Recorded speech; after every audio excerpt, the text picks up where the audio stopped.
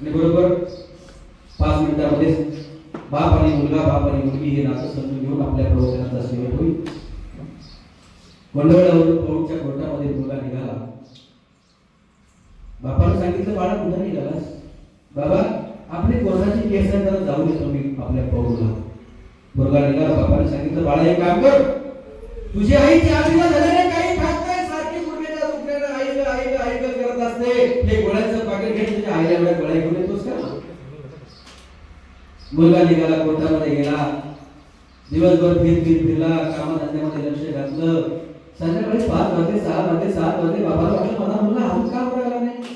तो येईल, गोळ्यांचं पाकिट घेऊन येईल. आई त्याची सारखी 4 दिवस झाले सारखी आई करत असेल, नीट जेवत नाही. 8 वाजले, 9 वाजले, 10 वाजले, 11 वाजले. बाप प्रत्येक गाडी पाहत होता. प्रत्येक गाडीकडे बाप